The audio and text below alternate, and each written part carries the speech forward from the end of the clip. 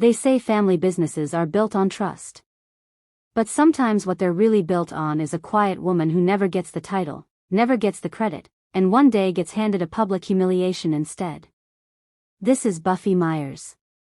22 years she gave to her father's printing company. Then he handed it to her younger sister with one sentence: "She's just better with people." There was a cake, a banner, and 11 employees staring at their shoes. What her family didn't understand, what took 8 months to learn, was that they hadn't given Sarah the company. They'd only given her the sign out front. And what happened the night that sign ended up in a dumpster, and the night it went back up in front of the whole town, is the part you need to hear. I'm your host, and this is Lineage of Lies, where we uncover the stories families tell themselves, and what happens when someone finally tells the truth. My name is Buffy. I started sweeping floors at 14 for my grandfather Earl. By 26, I ran the entire shop. Clients called my cell, not the office. In 22 years, my business card never had a title. My dad kept meaning to get to it. My father Walt is the best salesman I ever watched. He remembered every client's dog's name, closed deals on a golf course others couldn't close in a boardroom. For 40 years, the division of labor was simple. Dad promised things over handshakes, and I went back to the shop and made those promises true. Every year I asked about taking over. Every year he said, "After tax season, kiddo." Tax season ended 22 times. My sister Sarah came home with a marketing degree and a presentation called Myers 2.0. Dad watched like fireworks. Within weeks, my name vanished from client emails. A new org chart appeared. Dad was founder, Sarah was brand director, and I was a gray rectangle labeled production. Not even my name.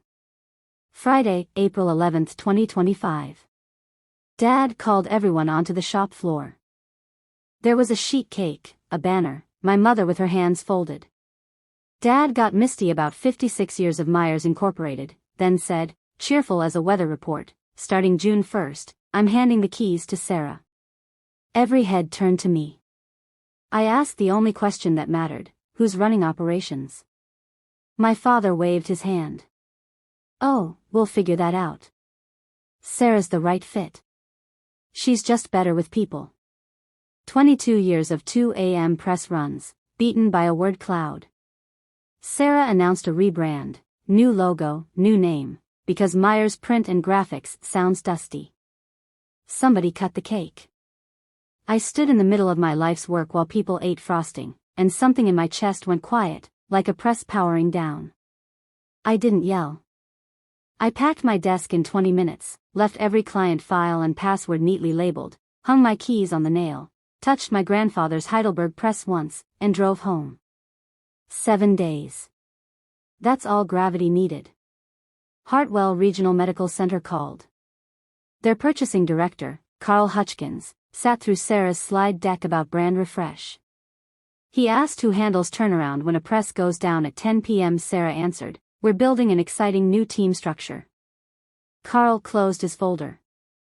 $210,000 a year, gone before the coffee cooled, then Millhouse Markets.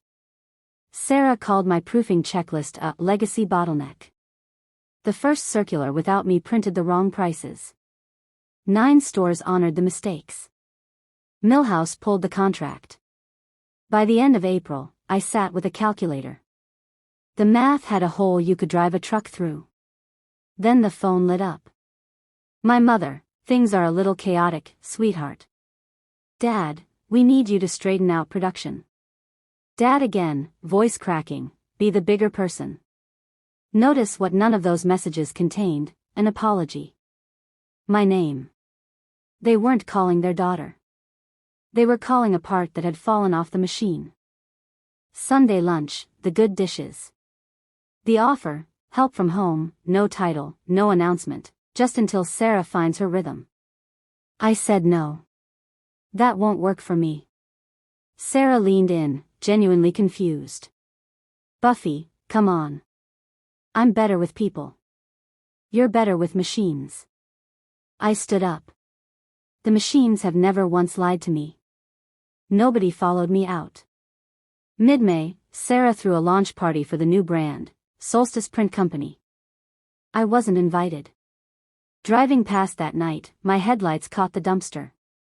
Sticking out, on top of dead banners, was the sign. 6 feet of oak, Myers Printing in gold, hand-painted by my grandfather in 1969. 56 years over that door, thrown in the trash. I climbed into the dumpster in my good jeans and hauled it into my truck. My father gave Sarah the company. Fine. But that night, they left the only thing I still wanted. I cleaned that sign in my garage. When I was 16, I asked my grandfather why he stayed up all night for a client who haggled him every year.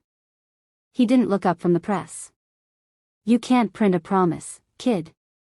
You have to keep it. The last week of May, Solstice laid off Dale, 31 years, blaming him for a misprint caused by the checklist Sarah deleted. He called me from his truck, voice flat.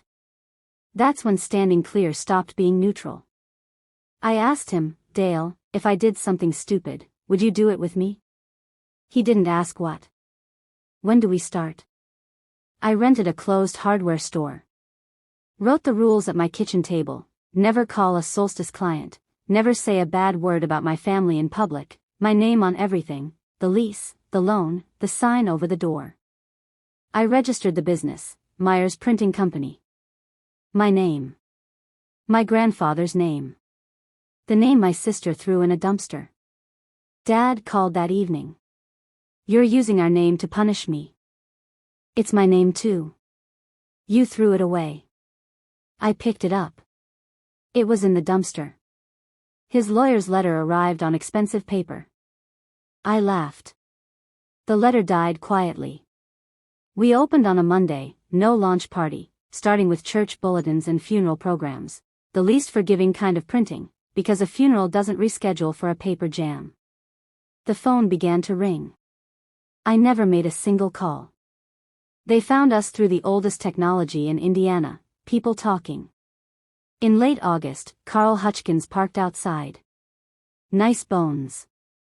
He put a folder on the counter, 3,000 patient folders, 72 hours, 0 errors, a job Solstice said was impossible on my equipment. It's not impossible, I told him. Just unpleasant. He almost smiled. Price it fair. Dale, Rosa, and I ran that job like a field hospital, hand-feeding the last 400 at 1 a.m. We delivered early. Carl checked 10 at random, then said, "You were the people we dealt with, Buffy." The rest was lunch. He signed a contract. Solstice, meanwhile, printed the wrong date on 500 school awards programs. I quoted standard rush rate, no games. We saved the event, and the district moved its whole contract to us. Then the news I dreaded: for the first time in 56 years, the shop my grandfather built missed payroll. The local paper ran a feature: "The Myers name is back." Sarah showed up at my shop, coat buttoned wrong, holding the newspaper like evidence. "You're stealing my life." I never made a single call, Sarah. Pull the phone records. She looked around at the brick and ink smell and said the truest thing my sister ever told me: Dad never taught me the machines. Every time I asked, he said I was the face. I built a whole life out of being the face. She straightened her coat. This isn't over. Okay, Sarah. I understood then, we grew up in the same photograph. She just never got to leave the frame. That November, the Hartwell Chamber of Commerce announced its business legacy dinner, 300 chairs, the whole town's business owners in one room. This year's honoree, printed on the program before any of this happened, the Myers family, 56 years in business. Now the invitation was already public, already impossible to cancel without questions. 2 nights before, my father showed up at my shop, stamping snow off his boots. He slid his keys across the counter. "Take the company back, papers signed by Friday, Sarah stays on as creative director." The plan for Thursday night: he'd stand at the podium and announce it had been the plan all along. Nobody embarrassed, everybody smiling for the program photo. There it was. The story first. The truth wherever it fit. I asked for one night. I let myself into the old shop alone. The Heidelberg press sat under plastic. I pulled it off and touched the frame. Cold. It had never been cold. That machine ran warm for 50 years. Thursday night. 300 chairs, Carl Hutchkins at table 6, Sarah in the front row. Dad walked up and thanked the room for 56 years, then said it, "I'm proud to announce that my daughters are combining forces to lead the company into its next chapter." Applause started before anyone thought about it. I stood up before it finished, walked to the podium. Dad's hand was already out for the photo. I didn't take it. "That's not true," I said, and the applause folded in on itself. "There's no combining forces. My father gave the company to my sister in April. Then he threw our name in a dumpster along with the sign my grandfather hand-painted in 1969. I pulled it out myself. Everything since, every contract, every payroll, I built alone, under my own name, with 2 people who believed me before anyone else did." I looked at Dale and Rosa near the back. "I'm not here to embarrass my father. I'm here because he asked me, 2 nights ago, to stand up and let you all believe a lie so nobody would feel uncomfortable. I've spent 22 years making his promises true after he made them. I'm done doing it for free, and I'm done doing it in silence." Nobody clapped. Nobody needed to. Carl Hutchkins stood, just to nod at me once, and sat back down. I watched the salesman leave my father's body right there at that podium, until an old man in a good suit remained, out of stories, 300 people watching him have nothing left to sell. "You'd really do this here?" he asked. "No, Dad. I watched it die in April. You were there. There was cake." I set the microphone down. "Here's what I'll do, in daylight, if Solstice can't make payroll, I'll hire the crew. If it liquidates, I'll bid fair market, my money, my name. From tonight, we tell each other the truth or nothing. That's the offer. It never expires." Then I walked back to my table, and the room slowly remembered how to breathe. 3 weeks later, the auction notice went up on the door my grandfather painted. Lot 7, the Heidelberg Press, 1974. I raised my card. A dealer took me to 4,000. At 4,200, he shrugged. The hammer fell. "Sold," to the lady in front.